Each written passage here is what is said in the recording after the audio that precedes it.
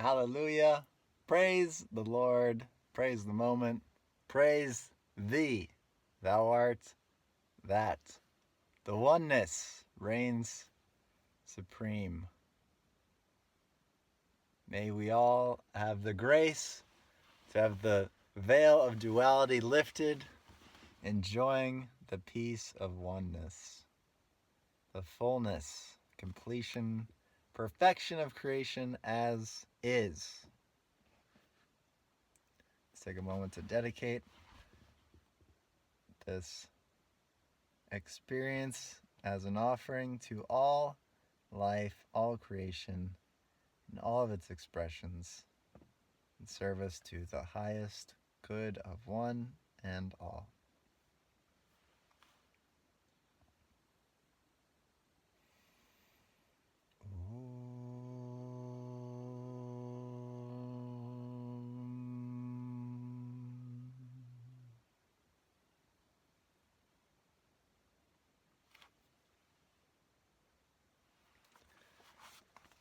Patanjali has been telling us about the glory of karma. Karma, as I have the book upside down, sure enough. And interesting to point out, I just wanted to mention that, the first sutra in book 2 tells it all, right? He says, tapas, swadhyaya, ishwari, pranadhana is the practice of yoga. The preliminary steps of yoga, or yoga in action, depending how you translate it. Similarly, in book 1, the first sutra and the second sutra are totally full. Yoga is the restraint of the mental modifications of the mind. It's the second sutra, Yoga Chitta Vritti Nirodha. So at the start of both of these books, he gives you the fullness, right? I mean, if you can stop at either one of those sutras. Yoga Chitta Vritti Nirodha, or Tapas Swadhyaya Ishwari Pranadhana is yoga in practice. You can stop at either one of those and just be done with it. And, it's like Swami Satchidananda says, you don't need a whole book. You don't need lots of books. You don't even need one book. You don't even need a whole paragraph. Half a sentence applied in your daily life continuously without fail will take you all the way. So Patanjali here, these sutras are like shots in the arm. You don't need all of them. Of course, here we are going through them one at a time. But Patanjali lays them out in such a way, and a lot of times when we hear spiritual truth, especially in a book like I Am That, great Jnana Yoga text, in a book like that, sometimes I remember reading it and I would just stop and almost be immediately put into a meditative state because it's so profound, such deep wisdom, transcendent. So that same thing can happen here. And if we are patient enough, you don't need to do one sutra a day. You can do one sutra a week, or one sutra a month, one sutra a year. I mean, one sutra a year wouldn't even get through all of them in a lifetime, but ordinary span of life. But hey, you don't need all of them. You really don't need all of them. But of course, if you do have all of them, that can add value to your life. So here we are going through them. And I just point that out because it seems what I've been picking up here is that, he starts you with, at the start of each of these books, they could almost exist independently, and there is a lot of overlap between them. But so at the start of this book, he gives you the fullness, right? Tapas, Ishwari, Pranadhana. Okay, and then if that's not enough, if you need more than that, he gives you more reasons to practice it. Secondly, he says, these minimize the obstacles and lead you to enlightenment. Okay, so we could stop there, right? It's like, all right, I'm going to practice those. And then if you're still wondering, though, if you still need some more inspiration or some understanding, it's all right, here are the obstacles. Here are the problems of the obstacles. And then if the obstacles, learn about the obstacles isn't enough, then he tells us how to destroy them, right? Even though he already told us that tapas, ishwari, pranadhana, swadhyaya do minimize the obstacles. So tells you how to destroy them again anyway, like a sandwich there. And now he gets into karma. If you're still like, I want more Patanjali, My intellect is still curious. I don't just want to destroy the obstacles, all right? Tell me more. So now he's telling you about karma. Maybe this will help us destroy the obstacles more and understand them more. And right, seek first to understand.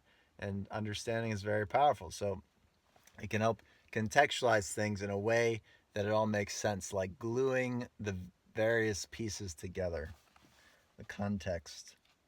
So, right, he says the womb of karma has its root in these obstacles, and the karmas bring experience in the seen or unseen future births. And then Sutra 13, our new sutra for this session. With the existence of the root, there will be fruits also, namely the births of different species of life, their lifespans and experiences. So he's just elaborating more on karma here. So with the existence of the root, what is the root? He's referring back to the previous sutra. Karma has its root in these obstacles. So the obstacles are the root, and the root obstacle of them all, right, is ignorance. Remember, ignorance is the field out of which all the others arise. So with the existence of ignorance, then there will be the fruits also, namely the births of different species of life, their lifespans and experiences. So because we have ignorance, we take birth, right? And another way you think about it, because we have desires, we take birth. And what do desires spawn out of? Well, ignorance, right? If we're in the light of the truth, of the true self, of the perfection and the glory, beauty of all creation, all life, all that is, of the oneness of all, the allness of all, the omnipresence, omnipotent, omniscience. If we're in the light of that, then there's nothing to desire. There's no possible reason to have any attachments, any aversions, any egoism, and no ignorance, right? That's the definition of ignorance, is being in the light, or the opposite of it. Awake to the true self, awake to the permanent, to the pure. Suppose that the world deceives with the impure, the impermanent, and the non-self, and tricks us to thinking all those things are actually the true self, but they are not. Hence, the great game of life. So the womb of karmas has its root in these obstacles. All right? And then with the existence of the root of the obstacles, ignorance, there will be fruits also, namely the births of different species of life, their lifespans and experiences, pleasure and pain. So, it's a lot to unpack here, and I don't know how much we need to say, but let's just start with Patanjali here is pointing out that, namely, the fruits of karma and the fruit of ignorance, which spawns the karma, births and death of different species, right? So, births of different species. Doesn't say death here, but does say their lifespans.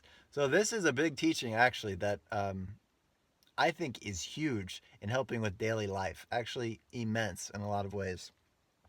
So from the karma, you take, which spawns out of the ignorance, you take a birth in a particular species, and you already have your lifespan determined. Now that's amazing. Then also it says experiences, which is translated other places as pleasures and pains. So in a way, you could think all of that is already set. Specifically, right, clearly, once you've taken the birth's set, so you don't really need to argue that. But then the lifespan, I mean, a lot of people, that's a very spiritual concept to suggest and to embrace the idea that the lifespan is already set. So the time of our death, leaving the body, is already set. And Dr. Hawkins, I believe, was one of the first people to introduce me to that concept. But it actually helps free you from a lot of worry and fear and anxiety, because when you accept that the time of death is already set, then you don't have to live in fear of death, because you trust it's already set. It's going to happen when it happens. Now, this doesn't determine how. It doesn't say how you die is set. It just says when. So hence, there are, freak accidents, and there's stories of a plane, one person like getting blown off of a plane and dying, and everyone else lives, or everyone dies except one person, right? All kinds of stories like that. And especially today's world, these random murders and whatever else, it's like, It's hard to stomach, but in a way, the time of death is set, and as part of the karma. And so a longer life isn't necessarily better, right? Longer life doesn't guarantee more happiness or anything. Um, but because it's set also, once again, just remember, make hay while the sun shines. You've got the human birth, you've got any inkling of a desire to know the truth, and you have the sutras, you have Buddha, you have Jesus, you have Krishna, you have Muhammad, you have Lao Tzu, you have Gandhi, you have Mother Teresa, you have St. Francis, who else do you have? Zoroaster, Bodhidharma, Sri Nisargadatta, Maharaj, Ramana Maharshi. You have all these great teachers, Patanjali, to show you the way. Muktananda, Swami Satchidananda, Swami Shivananda, Ramakrishna, Vivekananda. You have all these great spiritual teachers to show you the way, to free you from the karma, to free you from the cycle of birth and deaths, right? To free you from the ignorance, to awaken you to the truth. And I'm saying this for one and all, right? It's certainly for this vessel's ego mind complex that it may too be transcended. One of the best ways to learn something is to teach it yourself. So here we are all learning. So the human birth is a result of karma. The lifespan is already set, so you don't need to worry about it. And interesting, it says the experiences here, which the How to Know God commentary translated as the pleasures and pains. So I don't know how much to get into that one. I do think it's worth noting that. What's worth noting? Right, some big karmas, especially, could be determined from previous lives. Like if my thumb gets cut off, going back to the Dr. Hawkins example, if he cut off someone's thumb in a previous life, then it was already set, perhaps, that his thumb was going to get cut off sometime in this life. But you don't need to live in fear of any of that, right? And especially when, and there's a piece to this, because when bad things happen to you, you can accept that it's a karma and that you're sowing what you're reaping. So you don't need to hate it or be angry about it or fear it or neglect it or judge it. It is what it is, and it came to you rightfully in a way, and it's not even necessarily a bad thing. So Sri Ramana Maharshi, an enlightened sage of India, he ended up getting a cancer in his arm in his latter years, and I believe he might have died from it, but I think I believe he got the arm amputated, and he was like watching the surgery because he was on a whole other plane of existence, so nothing that happened with the body really phased him. But he realized it's the body's karma. It's not like having to do with me necessarily, especially when you've transcended the body. So you accept things, and like disease, big time diseases, perhaps it is all set from another birth. Like this came to us, and diseases can be great teachers, and having your arm amputated can be a huge teacher. So we don't need to condemn it or get angry about it. You can see everything in the context of a learning opportunity, and something that we're universally, cosmically responsible for as everyone else is, the oneness, right? And bodies have karma, right? Especially pleasures and pain. I mean, just think of the natural in